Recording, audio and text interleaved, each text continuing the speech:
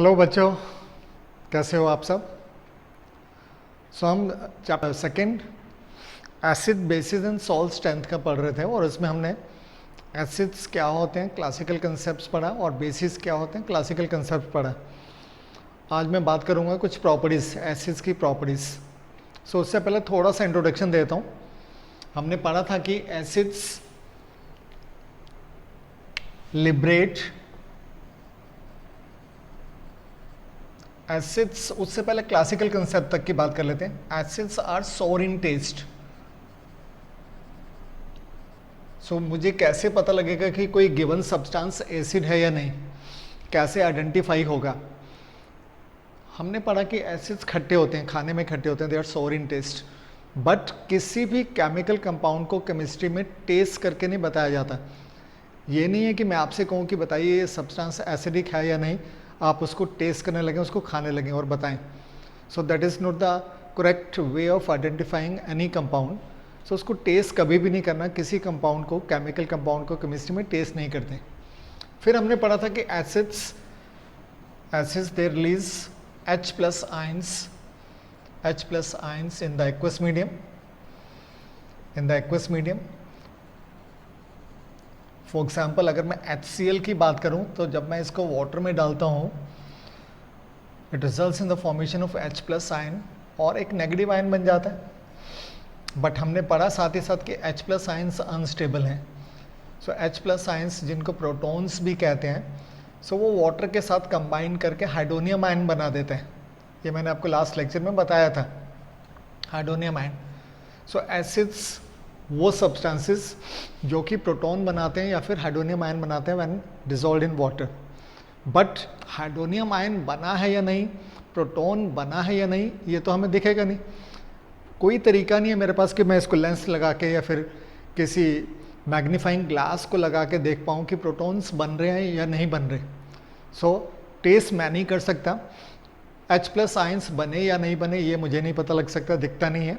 कैसे आइडेंटिफाई करेंगे, उसके लिए हमने पढ़ा था कि एसिड्स को आइडेंटिफाई करने के लिए या कोई सब्सटेंस एसिड है बेस, उसको आइडेंटिफाई करने के लिए देयर आर इंडिकेटर्स। कुछ इंडिकेटर्स हैं, कुछ सब्सटेंसेस है जिनको इंडिकेटर्स कहा जाता है और कई सारे इंडिकेटर्स की हमने बात की थी। It was litmus. एसिड या बेस को आइडेंटिफाई करने के लिए हम लिटमस यूज़ कर सकते हैं और वी कैन यूज़ फिनोल्थलीन। एक केमिकल है phenolphthalein, that can be used, indicator है ये भी। Another indicator methyl orange, man made indicator है ये भी, फिनोल्थलीन की तरह methyl orange can be use. या फिर और भी कुछ तरीके हैं। There are universal indicators.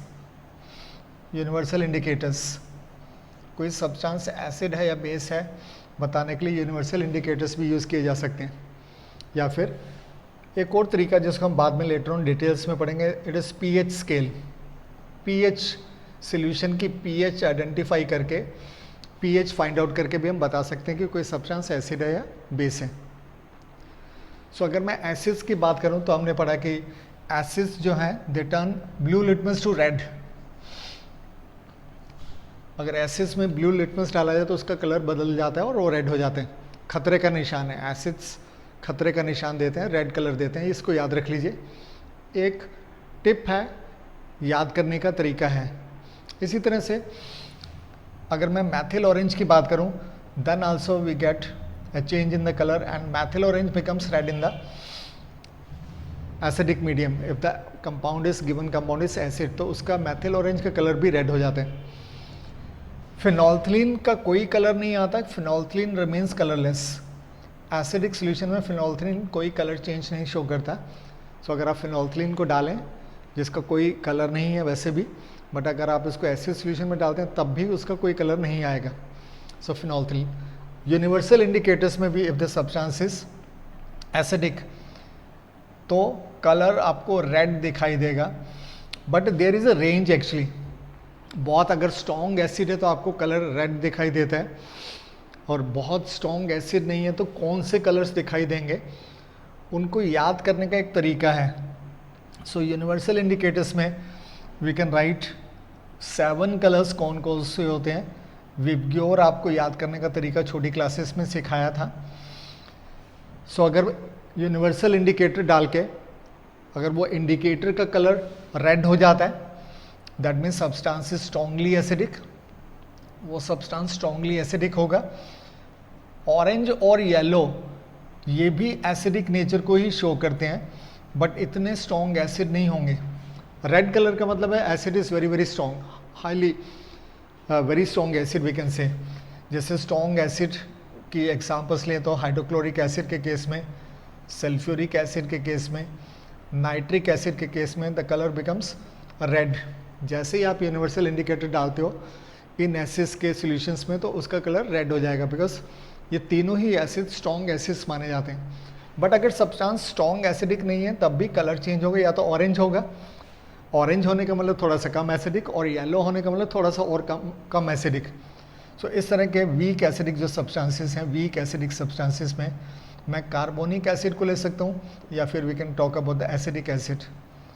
Carbonic acid बताया था आपको एक मिनरल एसिड है, वीक एसिड है, और एसिडिक एसिड एक ऑर्गेनिक एसिड है, ये भी वीक एसिड है। सो येलो, ऑरेंज या रेड कलर आने का मतलब है यूनिवर्सल इंडिकेटर डालने से येलो और ऑरेंज और रेड ये तीनों ही कलर्स आने का मतलब है कि solution is acidic. Strong acidic है तो रेड कलर आ जाएगा, और अगर ज़्यादा स्ट्रॉन्ग एसिड नहीं है ऑरेंज या फिर येलो कलर आ सकते हैं। देन देर इज सभी वर्ड्स आपको पता होना चाहिए। This V stands for the violet, I stands for indigo, blue stands for B stands for the blue, G stands for the green, Y is yellow, O is orange and R is red. So ये आपको छोटी classes में बताया जाता है VIBGYOR का meaning. अगर आप सब्सटेंस को यूनिवर्सल इंडिकेटर डालते हैं सब्सटेंस में, and if we see the green colour that means that substance is neutral. Neutral substances के केस में the colour becomes green, the colour will be green if the substance is neither acidic nor basic. और अगर substance basic है तो इधर चलिए, blue means basic, weakly basic, indigo means थोड़ा सा और basic, violet means strongly basic. So इधर की तरफ बढ़ते हैं तो बेसिक नेचर इंक्रीज करिए, basic nature. So universal indicators भी होते हैं, they also indicate the given substance acidic, basic है या फिर न्यूट्रल है। सो इसको नोट कर लीजिए।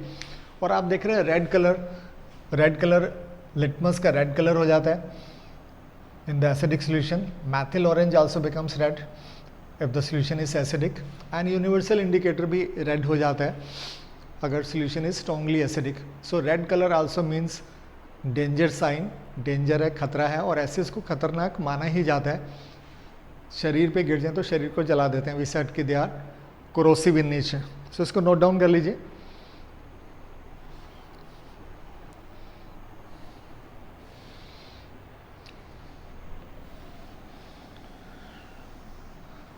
देन एक और तरीका है सब्सटेंस को आइडेंटिफाई करने का, दैट इज पीएच। पीएच क्या है, पीएच स्केल क्या है, उसको हम सीखेंगे। पीएच स्केल, सॉल्यूशंस की पीएच नापी जा सकती है, पीएच स्केल। पीएच क्या होता है उसको हम पढ़ेंगे बाद में, इसी लेसन में टॉपिक है पीएच का। So if the solution, if the pH is less than 7, अगर सॉल्यूशन की पीएच लेस देन 7 है that means solution is acidic. अब लेस देन 7 कितनी हो सकती है, इट कैन बी 7 हो सकती है, 7 का मतलब है न्यूट्रल, 7 तो न्यूट्रल है, और द पीएच कैन बी 6 और 5 और 4 और 3 और 2 और 1 और 0 भी हो सकती है। सो जैसे जैसे याद रखिए पीएच कम होता जाता है लेफ्ट की तरफ, पीएच 7 का मतलब है सोल्यूशन न्यूट्रल है, और जैसे जैसे पीएच कम होता जाता है 6, 5, 4, 3, 2, 1 एंड 0, दैट मीन्स सोल्यूशन कि acidic strength increases. So all these pH जो कि 7 से कम है they all indicate acidic solution, और जैसे जैसे लेफ्ट की तरफ एरो लगाया मैंने पीएच कम होगा तो एसिडिक स्ट्रेंथ विल इंक्रीज। सो इसका मतलब है कि ये जो 0, 1 एंड 2 है these solutions are strongly acidic. जितना कम पीएच होगा याद रखिए दे आर स्ट्रांगली एसिडिक, और जितना पीएच अराउंड 7 के पास होगा उतना वीक एसिड हो जाएगा, सो दे आर वीकली एसिडिक। सो ये कुछ तरीके हैं, ये कुछ मेथड्स हैं जिनसे हम आइडेंटिफाई कर सकते हैं कि सब्सटेंस एसिडिक है या बेसिक। इंडिकेटर्स को यूज़ करके, अलग अलग तरह के इंडिकेटर्स हैं, यूनिवर्सल इंडिकेटर्स को यूज़ किया जा सकता है, या फिर पीएच स्केल में पीएच की वैल्यू को देख के भी आप बता सकते हैं कि सब्सटेंस एसिडिक है या नहीं। बट याद रखिए कभी भी हमें सब्सटेंस को टेस्ट नहीं करना, उसको आइडेंटिफाई करने के लिए कभी भी लैब में किसी सब्सटेंस को स्मेल नहीं करना जब तक कहा ना जाए उसको टेस्ट करने के लिए, और ना उसको हाथ से टच करना है जब तक कि आपको कहा ना जाए। सो ये है how to identify an acid, substance acid है या नहीं कैसे आइडेंटिफाई करेंगे। सो इसको नोट कर लीजिए। सो अब मैं बात करता हूं कुछ रिएक्शंस की, एसिड्स की रिएक्शंस। एसिड्स कैसे बिहेव करते हैं अलग अलग कंपाउंड्स के साथ, एसिड्स का किस तरह का रिएक्शंस होता है उसको देखते हैं। सो फर्स्ट रिएक्शन जो एसिड्स की ले रहा हूं मैं, that is reaction with the metals, reaction with metals.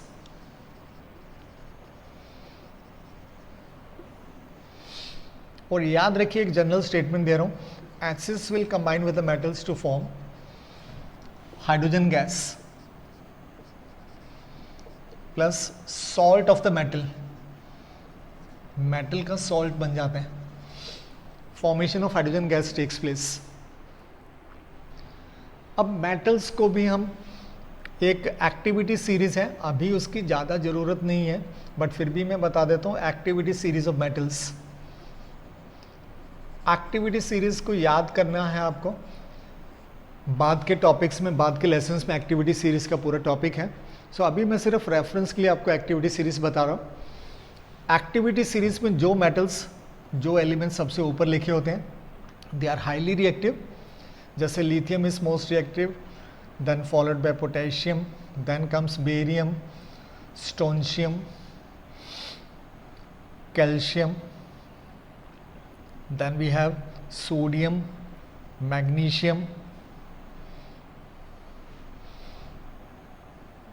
manganese, then iron, cobalt, nickel, lead, hydrogen, copper, silver, gold और प्लेटिनम। कम से कम इन मेटल्स को तो याद रखिए। एक्टिविटी सीरीज का भी कोई मतलब नहीं है, कोई मीनिंग नहीं है, बट सिर्फ एक पॉइंट को क्लैरिफाई करने के लिए मैं आपको एक्टिविटी सीरीज दिखा रहा हूँ। बाद के लेसन्स में, बाद के टॉपिक्स में एक्टिविटी सीरीज आएगा। सो आप देख रहे हैं इधर से इधर, ऊपर से नीचे, पूरी एक टेबल बना लीजिए ऊपर से नीचे। सो जैसे जैसे आप नीचे की तरफ बढ़ते हैं, ऊपर से नीचे की तरफ जाते हैं, द रिएक्टिविटी डिक्रीसेस, रिएक्टिविटी कम होती जाती है, रिएक्टिविटी डिक्रीसेस। और इस एक्टिविटी सीरीज में जो मेटल सबसे पहले लिखे गए हैं, जो सबसे टॉप पर हैं, so they are highly reactive, this metals are highly reactive, suppose this metals they are highly reactive metals, सबसे ज़्यादा रिएक्टिव यही मेटल्स हैं। और हाइड्रोजन यहाँ पे एक रेफरेंस है, हाइड्रोजन को याद रखिए, हाइड्रोजन के हिसाब से ही हम एक्टिविटी को कंपेयर करते हैं। Hydrogen is taken as a reference, इसको रेफरेंस माना जाता है। सो हाइड्रोजन को मैं रेफरेंस लिख देता हूँ।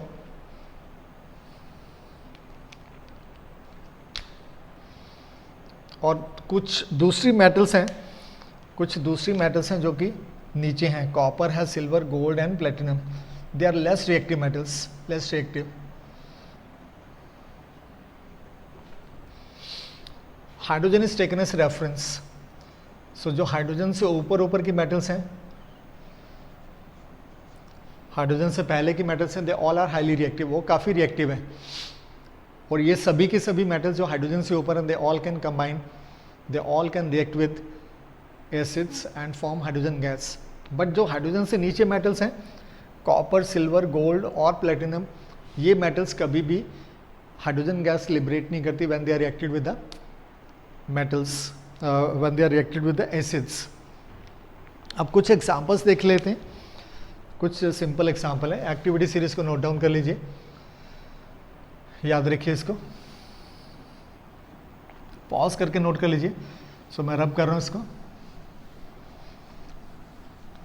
फॉर एग्जाम्पल कुछ मिनरल एसिड्स की बात करते हैं। Acids, zinc for example reacts with hydrochloric acid, dilute acids कह लीजिए, dilute acids, they are dilute acids. Iron reacts with dilute acid, sulphuric acid के साथ। It can be magnesium reacting with dilute sulfuric acid,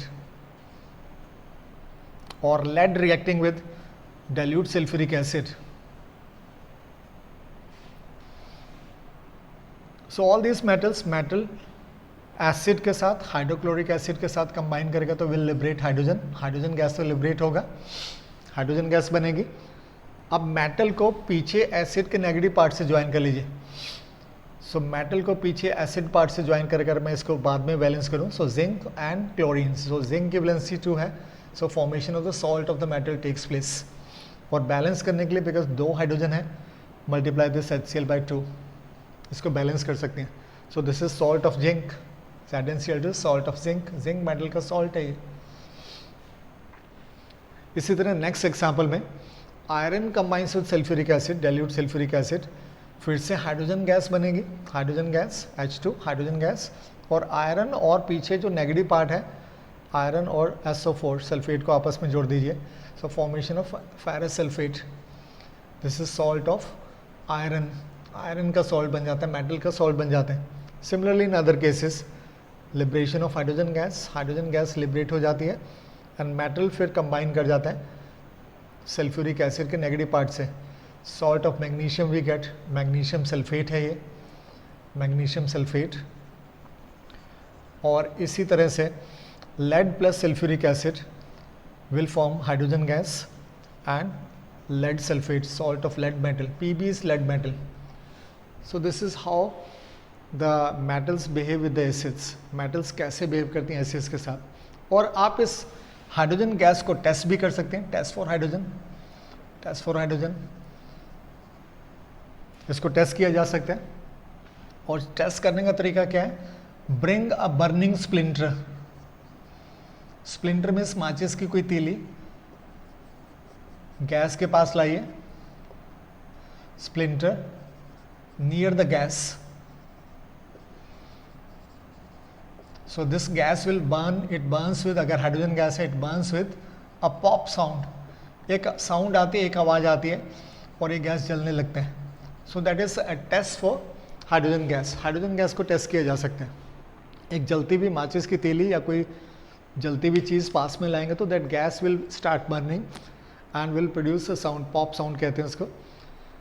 so this is how हमने mineral acids में hydrochloric acid लिया है, हमने mineral acids में sulphuric acid लिया है, बट मिनरल एसिड में एक और एसिड भी है, नाइट्रिक एसिड।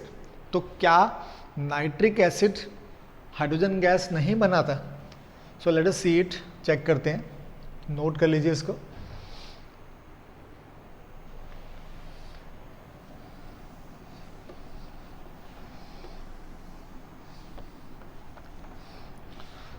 सो मैं नोट लिख देता हूं और बहुत इंपॉर्टेंट पॉइंट है, इसको याद रखिए। लेकिन nitric acid HNO3 does not form hydrogen gas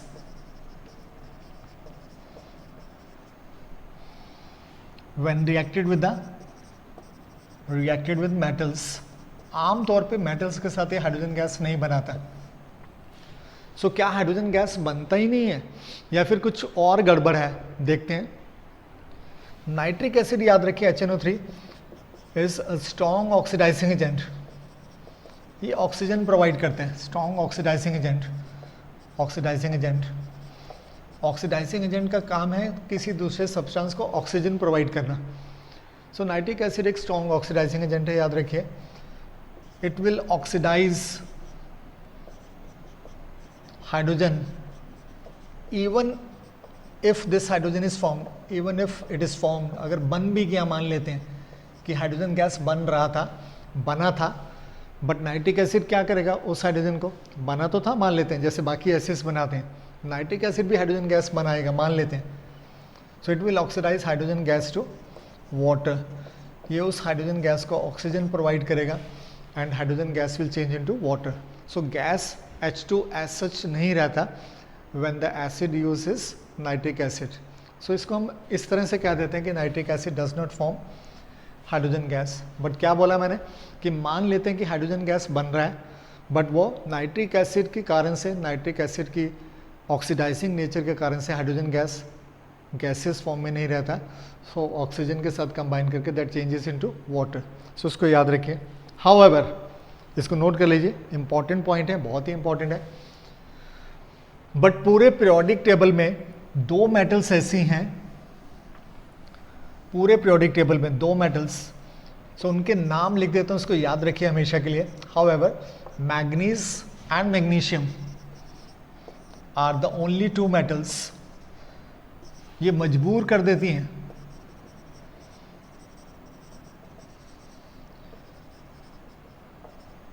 which can produce hydrogen gas even from nitric acid। सो ये नाइट्रिक एसिड को ये दोनों मेटल्स मजबूर कर देती हैं हाइड्रोजन गैस बनाने के लिए। सो ये पूरी पीरियोडिक टेबल में सिर्फ दो ही मेटल्स हैं, इन दोनों के नाम याद रखिए। Mg stands for, this Mg stands for magnesium metal और Mn इज मैंगनीज। सो सिर्फ यही दो मेटल्स हैं जो नाइट्रिक एसिड को मजबूर कर देती हैं, उसको इतना मजबूर कर देती हैं कि that also produces hydrogen gas. But this nitric acid should be very very dilute, ये बहुत डाइल्यूट होना चाहिए, only then. So we get hydrogen gas here and salt of the metal, magnesium nitrate कह देते हैं, सॉल्ट का नाम लिख लेते हैं आप, मैग्नीशियम नाइट्रेट। मैग्नीज के साथ हाइड्रोजन गैस बनाता है नाइट्रिक एसिड, और इसी तरह से मैग्नीज के साथ भी nitric acid results in the formation of hydrogen gas. So सिर्फ यही दो मेटल्स हैं पूरी पीरियोडिक टेबल में जो कि नाइट्रिक एसिड, प्रोवाइडेड वो बहुत वीक होना चाहिए, स्ट्रॉन्ग नहीं होना चाहिए। और जब मैं वीक एसिड कहता हूँ दैट मीन्स एसिड कम है उसमें, व्हेन वी से वीक एसिड, वीक एसिड का मतलब है कि एसिड कम है और पानी ज़्यादा है। और जब मैं स्ट्रॉन्ग एसिड कहता हूँ दैट मीन्स एसिड ज़्यादा है और पानी कम मिलाया गया उसमें। सो याद रखिए मैग्नीशियम एंड मैग्नीज ये बना सकती हैं hydrogen gas provided there is very very weak nitric acid. So ये था जी about the reaction of metals with the acids, formation of hydrogen gas. So इसको नोट कर लीजिए।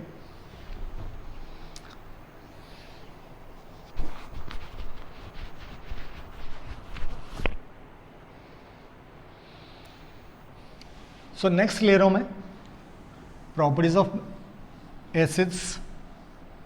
प्रॉपर्टीज ऑफ एसिड्स में next heading is reaction with the reaction with metal carbonates.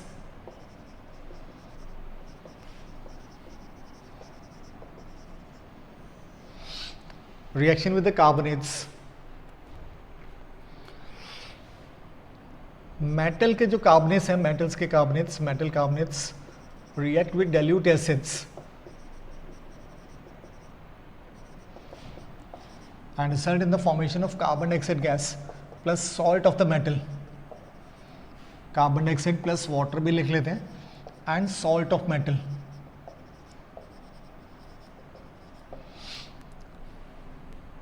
Metal carbonates, dilute acids metal carbonates को decompose कर देता है, अब हम ऐसा कहते हैं, और कार्बन डाइऑक्साइड गैसेस फॉर्म में लिबरेट होती है। सो जब भी कोई भी मेटल का कार्बोनेट आप डाइल्यूट एसिड उसमें डालेंगे so that will decompose and result in the formation of carbon dioxide. अब ये कार्बन डाइऑक्साइड बनी या नहीं बनी इसका भी हम टेस्ट कर सकते हैं, there is a test also, test. So carbon dioxide turns lime water milky, carbon dioxide gas को अगर आप लाइम वाटर में से पास करें तो that becomes milky, lime water milky हो जाता है। Know what is lime? Lime is calcium oxide, इसको लाइम बोलते हैं। Calcium oxide is called as lime, calcium oxide, and calcium oxide is highly soluble in water, ये पानी में dissolve कर जाता है, highly soluble in water. This calcium oxide, lime जिसको बोल रहे हैं इसको हिंदी में चूना भी कहा जाता है, पान बनाने के काम में आता है, ये सफ़ेद रंग का चूना होता है। सो दिस चूना या फिर लाइम इज़ हाईली सॉल्युबल, बहुत पानी में डिसॉल्व कर जाता है। And solution of lime, solution of lime is calcium hydroxide and that solution is called as, इसी को बोलते हैं लाइम वाटर। सो अगर किसी भी रिएक्शन में कार्बन डाइऑक्साइड गैस लिबरेट होती है और कार्बन डाइऑक्साइड गैस की स्मेल तो कोई होती नहीं, ना कलर होता है, तो इसको आइडेंटिफाई कैसे करेंगे? देयर इज नो स्मेल, यहाँ लिख देता हूँ, it is a colourless gas, carbon dioxide colourless gas है, एंड ऑडरलेस आल्सो। ऑडरलेस का मतलब कि इसकी स्मेल भी नहीं है। सो ना तो इसका कोई कलर होता है कि हम देख के आइडेंटिफाई करें कि गैस कौन सी निकल रही है, और ना ही उसकी कोई पेक्यूलियर स्मेल होती है। सो इन दोनों मेथड से तो हम इसको आइडेंटिफाई नहीं कर पाएंगे, but there is a test. और कार्बन डाइऑक्साइड का टेस्ट हमेशा के लिए याद रखिए कि जब भी आप कार्बन डाइऑक्साइड गैस को लाइम वाटर में से पास करेंगे तो that lime water becomes milky, वो मिल्की हो जाता है। लाइम वाटर क्या होता है? लाइम चूना बोलते हैं कैल्शियम ऑक्साइड को, इसको पानी में डिसॉल्व करो तो you get lime water. So this is general statement. Metal carbonates they react with the dilute acids and result in the formation of carbon dioxide.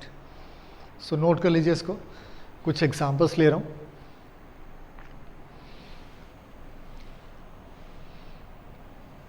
Okay, सो कुछ एग्जांपल्स लिख लेते हैं। नॉन कार्बोनेट्स, कोई भी ऐसे कंपाउंड्स जो कार्बोनेट्स के form में हम जानते हैं, जैसे it can B zinc carbonate, zinc carbonate हो सकता है, मैग्नीशियम कार्बोनेट हो सकता है, कैल्शियम कार्बोनेट हो सकता है, calcium carbonate, then lead carbonate ले लीजिए। So number of carbonates can be, even iron carbonate can be there. So dilute acid कोई भी ले लीजिए, it can be sulphuric acid और it can be hydrochloric acid also, dilute hydrochloric acid. HCl ले लेते हैं, dilute, it can be HCl, dilute HCl, या फिर sulphuric acid. So dilute acid होना चाहिए। So first is zinc carbonate, this compound is zinc carbonate. So how it behaves, metal का carbonate है, सो एक तो कार्बन डाइऑक्साइड पक्का बनेगी, याद रखिए इसको, कार्बोनेट है तो dilute एसिड डालने से कार्बन डाइऑक्साइड तो बनेगा, साथ में वाटर बनेगा। सो दो चीज़ें तो हमेशा याद रख लीजिए, कार्बन डाइऑक्साइड प्लस वाटर। अब तीसरी चीज़ सॉल्ट बनाना कैसे बनेगा, इधर से मेटल उठाइए और एसिड का negative part.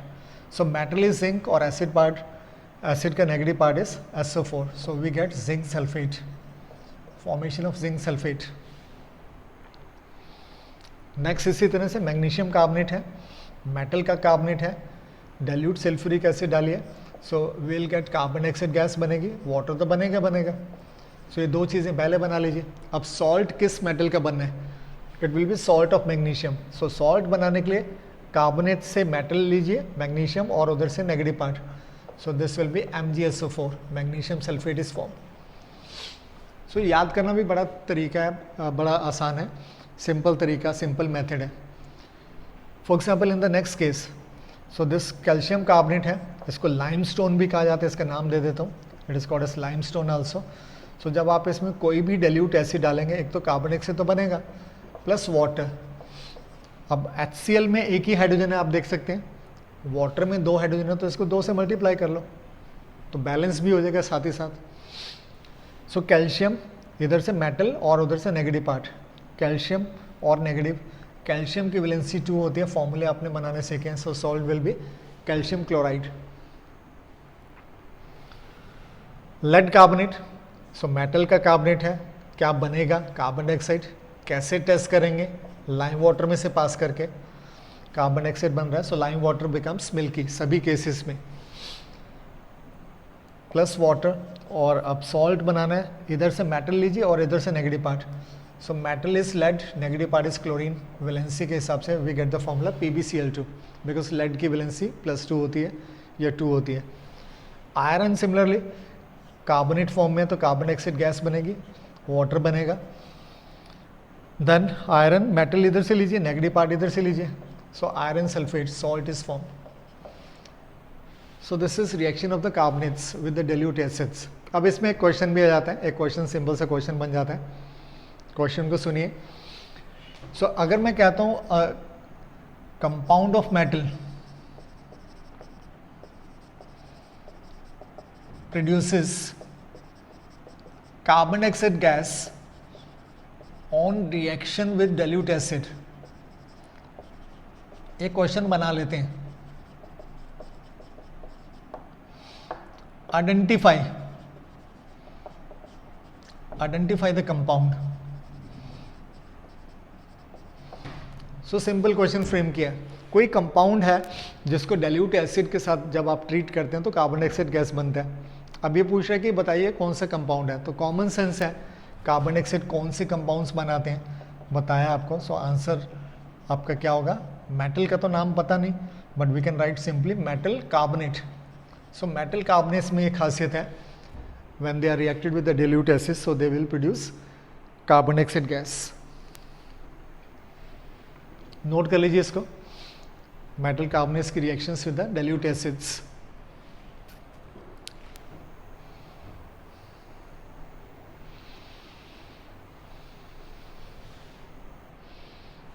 Okay, so rub कर रहा हूं और नेक्स्ट रिएक्शन लेता हूं मैं।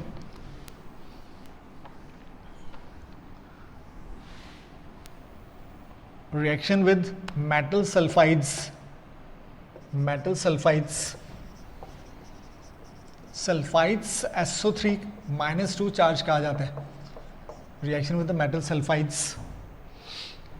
so metal sulfides when they react with dilute acids, sulfide T sound है T, when they react with the dilute acids will form sulfur dioxide plus water plus salt of metal। so sulfides जो हैं, sulfides they also form sulfur dioxide, sulfur dioxide gas बनती है। अब इसका भी test है, it is a colourless gas, colour इसका भी नहीं है बट बहुत तीखी स्मेल होती है इसकी, पंजेंट स्मेल, बहुत तीखी। जैसे आप जब दिवाली में पटाखा वटाखा चलाते हो तो कई बार धुआं चला जाता है ना नाक में एकदम से और झटका लगता है, सूंघा नहीं जाता उसको, सो उस तरह की स्मेल होती है, इसको पंजेंट स्मेल कहते हैं। बट मैंने आपको बताया कि किसी भी केमिकल कंपाउंड को टेस्ट जब आप करते हैं तो ना तो हमें उसको चाट के देखना है, खा के देखना है, ना उसको स्मेल करना है। स्मेल पंजेंट स्मेल है बट इसके टेस्ट की बात करो तो कंफ्यूजन क्रिएट होता है। This gas also turns lime water milky, lime water milky, ये भी लाइम वाटर को मिल्की बना देती है। सो लाइम वाटर को जैसे कार्बन डाइऑक्साइड गैस मिल्की बनाती है, sulphur dioxide gas also turns lime water milky. Lime water में सल्फर डाइऑक्साइड गैस पास करो तो वो मिल्की हो जाता है। सो इसका मतलब कन्फ्यूज़न पैदा हो गया। चलो थोड़ा बहुत कन्फ्यूज़न तो हम समझ सकते हैं कि कार्बन डाइऑक्साइड अगर बनेगी तो स्मेल तो कोई आएगी नहीं, बट सल्फर डाइऑक्साइड बनेगी तो तीखी स्मेल आएगी। बट वो आइडेंटिफिकेशन टेस्ट नहीं माने जाते, वो बिल्कुल वैलिड टेस्ट नहीं माने जाते। तो मुझे अब टेस्ट करना है कि ये सल्फर डाइऑक्साइड है या नहीं, तो इसके मैं टेस्ट मेंशन कर देता हूँ, डिटेल्स जानने की ज़रूरत नहीं है इसकी। टेस्ट सल्फर डाइऑक्साइड का टेस्ट है the orange colour of potassium dichromate. एक कंपाउंड है K2Cr2O7, लैब में मिल जाता है, इसका सोल्यूशन बना सकते हैं। K2Cr2O7 पोटेशियम डाइक्रोमेट कहा जाता है इसको। सो orange colour of potassium dichromate becomes green. Sulphur dioxide gas अगर पोटेशियम डाइक्रोमेट के सोल्यूशन में से पास करेंगे तो उसका जो ऑरेंज कलर है वो ग्रीन हो जाएगा। कार्बन डाइऑक्साइड गैस के केस में ये टेस्ट नहीं होता। और एक दूसरा टेस्ट कर सकते हैं, pink colour of potassium permanganate. Pink colour होता है इसका, पिंक से कलर का सोल्यूशन होता है, और इसमें से अगर आप इस गैस को पास करते हैं सो दैट बिकम्स कलरलेस, उसका पिंक कलर खत्म हो जाता है, पिंक कलर उड़ जाता है, हम कहते हैं कलर डिस्चार्ज हो गया। सो ये दो टेस्ट हैं जो कि मुझे हेल्प करते हैं कन्फ्यूज़न दूर करने के। कन्फ्यूज़न क्या था, कन्फ्यूज़न दूर करने में ये दोनों टेस्ट हेल्प करते हैं। और कन्फ्यूज़न क्या है कि कार्बन डाइऑक्साइड गैस भी मिल्की बनाती है लाइम वाटर को, और सल्फर डाइऑक्साइड गैस भी लाइम वाटर को मिल्की बनाती है। तो मुझे कैसे पता लगेगा कि वो कार्बन डाइऑक्साइड है या सल्फर डाइऑक्साइड? स्मेल एक क्राइटेरिया हो सकता है, बट आप इसको लाइम वाटर के बजाय दो दूसरे टेस्ट करके आइडेंटिफाई कर सकते हैं। पोटेशियम डाइक्रोमेट का ऑरेंज सोल्यूशन ग्रीन हो जाएगा अगर सल्फर डाइऑक्साइड गैस है, और KMnO4 का पिंक कलर कलरलेस हो जाएगा अगर सल्फर डाइऑक्साइड गैस है। सो इसको नोट कर लीजिए, इंपॉर्टेंट है, याद रखें।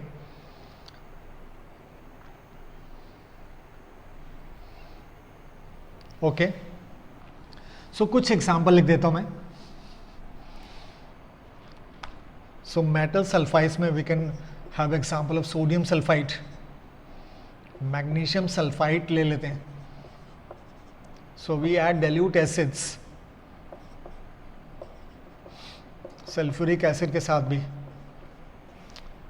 सो क्या होगा, सबसे पहले मैंने बताया sulphur dioxide gases form plus water, sulphur dioxide and water. Salt of the metal, metal यहाँ पे सोडियम है और इधर chlorine. So sodium and chlorine they form NaCl. Valency हिसाब लगा लीजिए, हाइड्रोजन 2 है तो मल्टीप्लाई बाय 2 बैलेंस कर सकते हैं. So second example, magnesium sulphide, sulphur dioxide gas बनेगी. कैसे आप आइडेंटिफाई करेंगे कि सल्फर डाइऑक्साइड है, क्योंकि लाइम वाटर तो कन्फ्यूज़न पैदा कर रहा है, लाइम वाटर से तो कन्फ्यूज़न हो रहा है. सो उसके दो टेस्ट बताए, पोटेशियम डाइक्रोमेट टेस्ट और potassium permanganate test. So sulphide will form sulphur dioxide and water. Then salt, salt बनाने के लिए इधर से मेटल लीजिए और इधर से नेगेटिव पार्ट एसिड का. सो salt is magnesium sulphate. So this is the reaction of acids with metal sulphides. इसको नोट कर लीजिए. और आज के लिए मैं लास्ट लेक्चर ले रहा हूँ, लास्ट रिएक्शन ले रहा हूँ, वो भी एक अच्छी रिएक्शन है.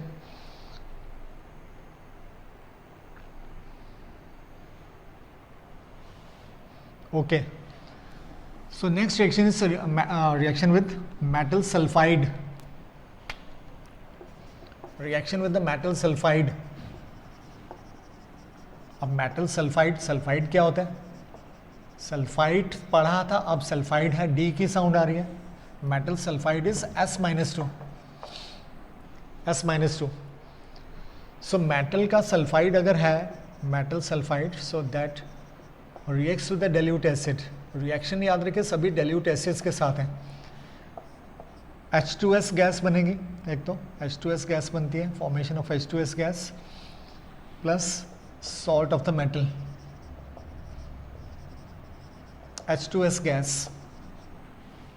बड़ी गजब गैस है, बहुत इंटरेस्टिंग सी गैस है. आपने इसका कहीं ना कहीं स्मेल किया होगा, गंदे नाले के पास से, जो नाले के पास से स्मेल आती है, that is actually because of H2S. सड़ी सी स्मेल आती है, सड़े अंडे की स्मेल कहते हैं इसको. सो कलरलेस है, कलर तो कोई नहीं है इसका, दिखती नहीं है, बट स्मेल गजब है इसकी.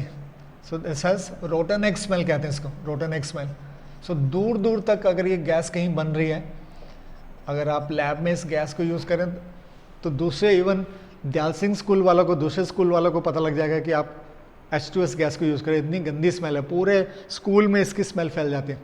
सो नाले के पास से, जैसे गंदे नाले के पास से स्मेल आ रही होती है, उसी टाइप की स्मेल है, रोटन एग स्मेल कहते हैं. सो इसको याद रखिए. सो इसके भी टेस्ट हैं, H2S गैस के लिए टेस्ट क्या है. सो व्हेन H2S गैस को अगर आप पास करते हैं लेड एसीटेट के सोल्यूशन में से, lead acetate, so lead acetate solution becomes black. ये जो अच्छे बच्चे हैं ये टेस्ट वैसे याद रखिए, black, that solution, clear solution, पानी जैसा दिख रहा है सोल्यूशन, बट अगर आप उसमें से H2S गैस पास करेंगे दैट बिकम्स ब्लैक. सो ये इसका टेस्ट है, केमिकल टेस्ट. और दो एग्जांपल्स ले लेता हूँ, काफ़ी हैं, जिंक सल्फाइड और आयरन सल्फाइड, और मे बी PbS भी लिख लेते हैं. चलो, reaction with the dilute acids.